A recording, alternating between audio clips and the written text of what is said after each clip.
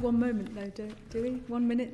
Well, we will overrun by a few minutes, I think, to allow for a couple more questions. Well, I think in many ways, actually, you've answered the question I was going to put, which was around removing barriers and what you saw in the announcement, the budget announcement, and some of the reforms, to what extent they would remove barriers, and particularly discrimination then against women who wanted to move back into work.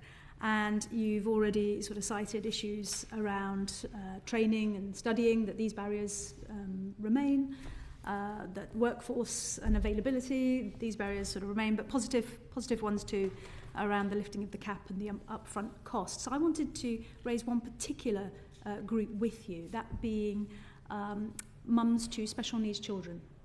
An informal poll in my area of East Sussex of over 100 respondees, parents, found that over 51% it was, had to give up work entirely.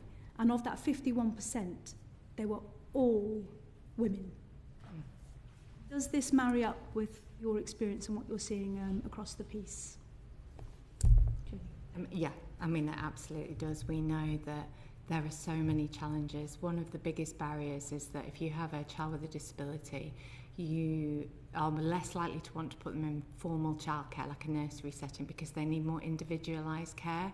So lots of people try and employ a nanny who will give them that individualised care, but you then can't access any of the funding schemes because nannies are not often registered with Ofsted.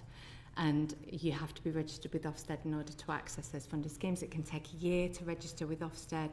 So by the time they've registered, there's quite a turnover of nannies usually, so they're often gone.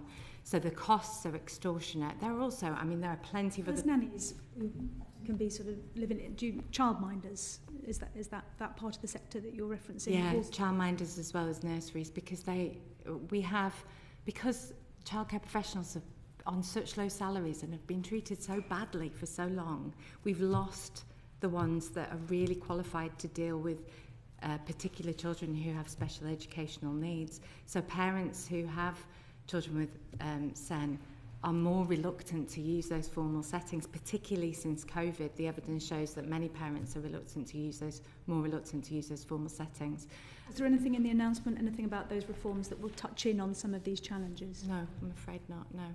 We want to see a real strategy around children with space. It's so important, and I feel like we're really getting it wrong. No, I agree. So single parents are disproportionately likely to have a child with special educational needs or a disability, whether that's a factor in them separating from their partner. And we hear all the time that there isn't childcare available to them. Of course, they still have to work under the universal credit regime, and they have to take up available childcare if it's there, which isn't necessarily what's best for the child. And this is more specifically related to those women who want to return to work, but presumably you encounter this also. No, it's not my area of expertise, so I can't really. So Miriam, finally, I'm going to bring you in. Thank you.